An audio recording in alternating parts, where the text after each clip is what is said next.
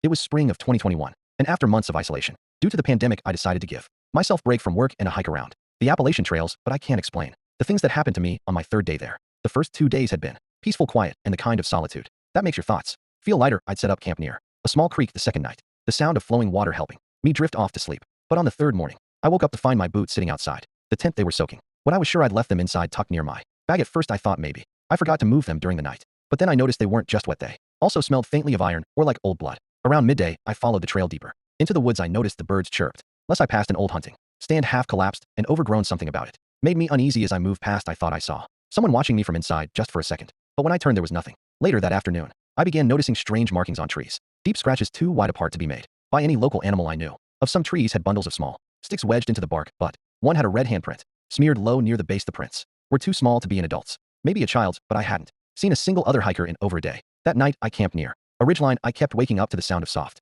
crunching, like someone walking just outside the tent. Each time I unzipped it and shined my flashlight, nothing was there, but on the fourth time I noticed a set of footprints in the dirt, barefoot deep in the toe, like whoever it was had been standing still watching. At sunrise, I packed quickly and hiked fast. That's when I caught a smell, something foul, sickly, sweet, and rotting. I followed it down a side trail, thinking it might be a dead animal, maybe a raccoon or a fox. But then I found it a deer cut perfectly in half on the trail, but only the back half was left. He said it looked like it was cut with a laser. It was so precise. No blood drops, no jagged cuts or anything. Just the back half of a baby doe left perfectly in the middle of the trail. I immediately noped out of there and started running. My survival instincts kicked in hard, so I didn't stay to investigate or take pics. I still talk about it and have no idea how it was cut and who could have done it, let alone why. If anyone could help me to explain this, please do.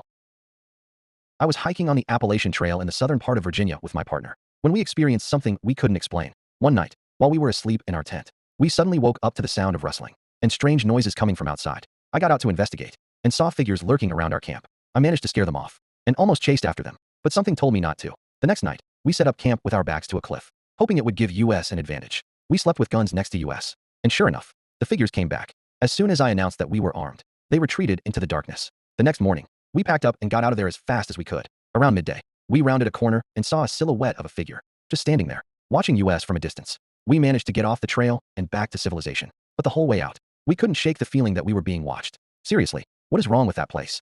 I was hiking along Pierce Pond in Maine when I had an experience I'll never forget. One night, I was sitting by my campfire, just taking in the peace and quiet, when I spotted something, or someone, walking a short distance away from my campsite. It had a ghostly look to it, like a rugged outdoorsman with what seemed to be fishing gear. I watched in stunned silence as the figure slowly faded into the night. I didn't know what to make of it. Maybe I was tired or seeing things, I thought. But the next night, the figure came back. Only this time, it didn't just pass by. It stopped and stared directly at me. That was all the convincing I needed. I grabbed what I could and bolted into the forest. I ended up hiding in a ditch behind a fallen tree. My heart was pounding through my chest, and I stayed there until the sun